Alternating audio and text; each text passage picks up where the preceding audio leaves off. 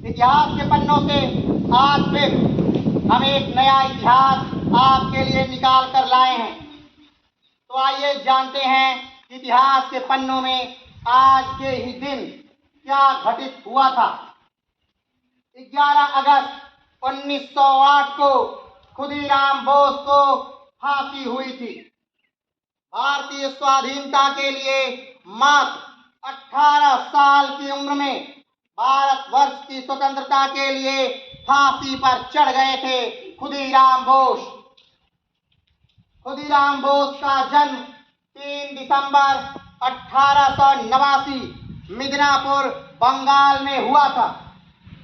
कुछ इतिहासकारों की धारणा है कि वे अपने देश के लिए फांसी पर चढ़ने वाले सबसे कम उम्र के ज्वलंत तथा युवा क्रांतिकारी देशभक्त थे। स्कूल छोड़ने के बाद खुदीराम बोस रेवोल्यूशनरी पार्टी के सदस्य बने।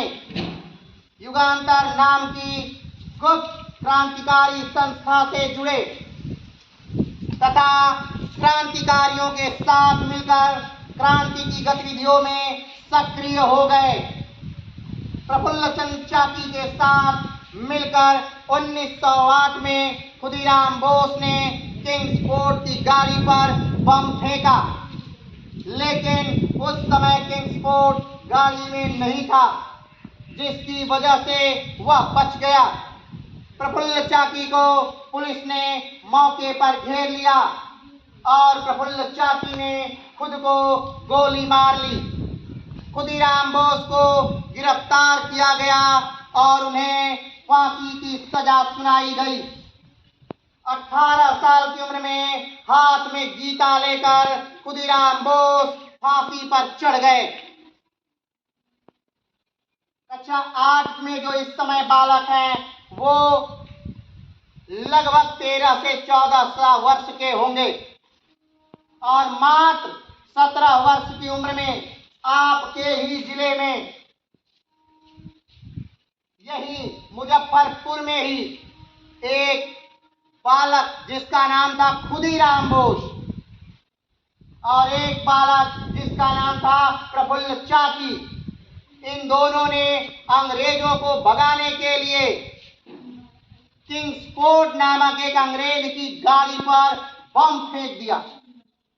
सोचिए, मात्र एक छोटा सा बालक जिसने अंग्रेज की गाड़ी पर क्या फेंक दिया? बम फेंक दिया, ताकि हमारी आने वाली पीढ़ियां आजादी से अपने देश में जी सकें। इससे पहले हम अपने ही देश में गुलाम थे, वो भी अंग्रेजों के। बम फेंकने के बाद खुदीराम बोस का एक मित्र जिसका नाम था प्रफुल्ल चाकी, उन्होंने अपने आप को गोली मार ली और खुदीराम बोस को गिरफ्तार करके पुलिस मुजफ्फरपुर जेल में लेके गई। यानी जिस जिले में है उसी जिले के जेल में आज भी वो जिला का जेल है। और फिर आज के ही दिन यानी 11 अगस्त को 1908 में उस बालक यानी खुदीराम बोस को फांसी दे दी गई।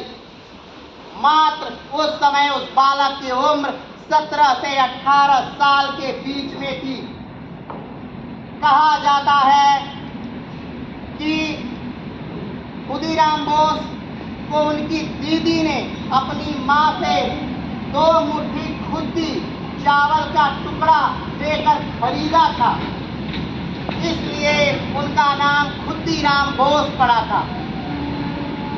तो इतनी देशभक्ति, इतना देश के लिए प्यार, इतना देश के लिए सम्मान आरोपी इसलिए कि अगर हम अपने देश को आजाद करा के आज जाते हैं तो कल आने वाली जनरेशन उसका उपभोग करेगी, हमारे लिए, आपके लिए। तो उन क्रांतिकारियों के पदचिन्हों पर चलना है। देश का, राष्ट्र का, परिवार का, राज्य का मान और सम्मान और प्रतिष्ठा को बनाए रखना है। तो इतिहास के पन्नों से आज के लिए इतना ही। फिर मिलेंगे एक नए इतिहास के साथ। तब तक के लिए जय हिंद।